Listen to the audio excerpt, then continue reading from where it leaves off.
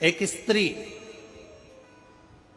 जितने पूरे विश्व में लोग कथा श्रवण कर रहे हैं, देश विदेश में बैठकर भक्त इस पवित्र प्रांगण में बैठकर कथा श्रवण कर रहे हैं, वो अपने भीतर एक उतारिएगा।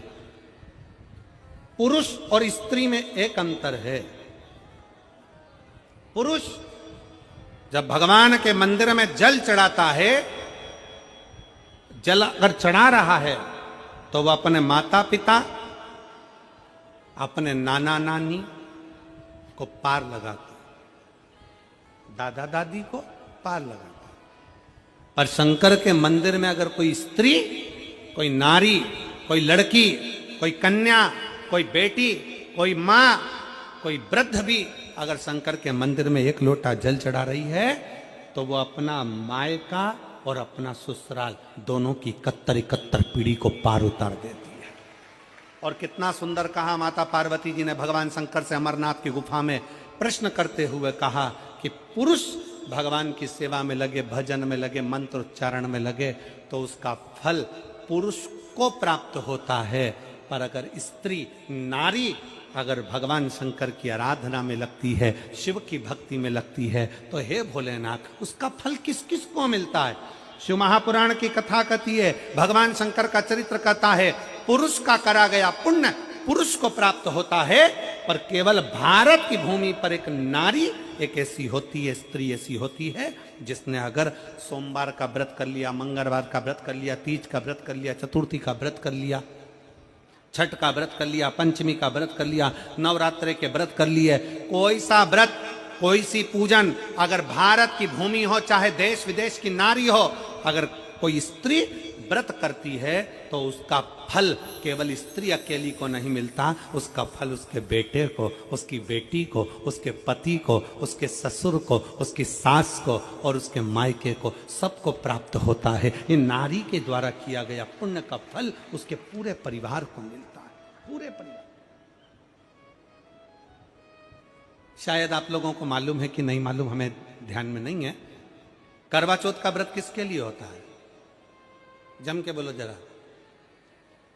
इधर होता है कि नहीं होता छत्तीसगढ़ में? अरे जम के तो बोलो, होता है। किसके लिए करते हो? पति की लंबी उम्र के लिए, ठीक है। और ये पूरी दुनिया जानती है कि करवा चौथ का व्रत पति की लंबी उम्र के लिए होता है। पर कभी मौका मिल जाए तो एक बार गणेश पुराण को पढ़िएगा, और गणेश पुराण में और देवी भागवत में दोनों में स्पष्ट वर्णन आता है कि अगर स्त्री चतुर्थी का व्रत करती है, चाहे वो करवा चौथ हो, चाहे बड़ी चतुर्थी हो, छोटी चतुर्थी हो, किसी भी चतुर्थी का व्रत अगर स्त्री करती है तो उसके पति का तो उम्र बढ़ता ही है, साथ में उसके पुत्र का वैभव भी बढ़ता है, उसके पुत्र का वैभव भी बढ़ता है, उसकी संतान का सुख भी बढ़ता है। तो कोई ये विचार ना करे कि करवा चौथ का व्रत केवल पति के लिए होता है। शिव महापुराण की कथा कहती है कि करवा चौथ का व्रत अगर स्त्री करती है तो पति की तो उम्र बढ़ती है, साथ में उसके बच्चों का वैभव भी बढ़ता है। कोई व्रत अगर स्त्री करती है, नवरात्रे का व्रत कर रही है, नवरात्रे में उपवास रख रही है, उसका फल सबको मिलता है, उसके पूरे घर को प्राप्त हो, पूर्ण घर।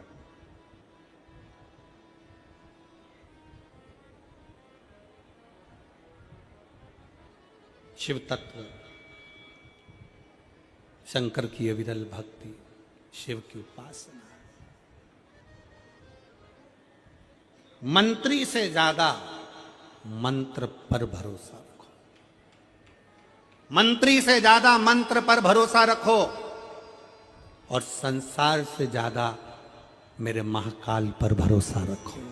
तो नहीं मालूम कि गणेश जी कब फ्री रहते हैं? हमने कहा गणेश जी फ्री रहने का केवल एक समय होता है, एक टाइम होता है, एक पल होता है, एक घड़ी होती है। गणेश जी की सबसे पहली जो आरती हो, उस आरती के समय पर अगर धूप बत्ती जलाई जाए या गोबरी को जलाकर उसमें गूगल छोड़ी जाए, और गूगल छोड़ने के बाद गणेश जी का नाम ध्रुम वर्ण कह दिया जाए, तो गणेश जी को तुम्हारे घर की पूजा स्वीकार करना पड़ती है। बस वो समय हम जानते,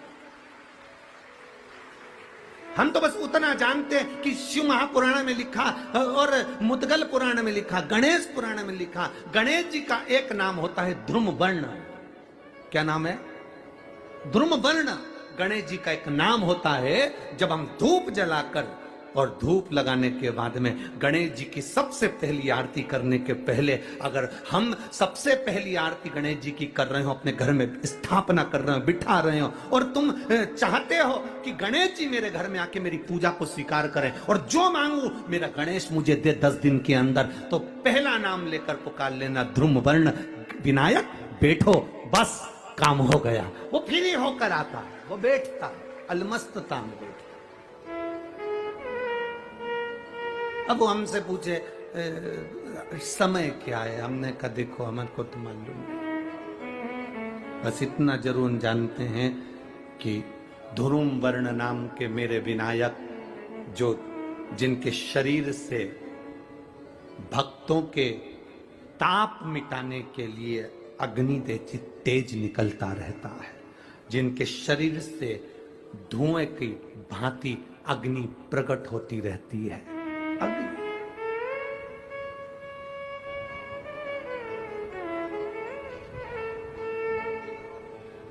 हम तो उनको पहचानते हैं जो दुनिया के ताप मिटाने के लिए प्रगटा, उनके शरीर से अग्नि धुआं तेज पुंज प्रकट हुआ। वो ध्रुम वर्ण विनायक साधारण, उसका केवल नाम उच्चारण कर कर भी अगर विराजित किया जाए, वो आया स्वीकार करेगा। 10 आप अभी तक बिठा लेते थे सिद्धि विनायक आओ, मयूरेश्वर आओ, भगवान को बल्लेश्वर पधारो, आपने बुलाया, आया, वो बैठा, हो ऐसा नहीं कि नहीं बैठा, पर हमें समय का भान नहीं हो पाया। हम किस समय पर भगवान को रिझाएं? परमात्मा को रिझाने का कोई समय होता है? भगवान को तो जब तुम्हारी मर्जी पड़ जाए, जब तुम्हारा दिल कर जाए, तब मेरे भगवान को रिझाने का प्रयास करो, वो तुम्हारे करीब में आकर बैठ जाएगा। जब तुम्हारा मन पड़े, जब तुम्हारी मर्जी पड़े।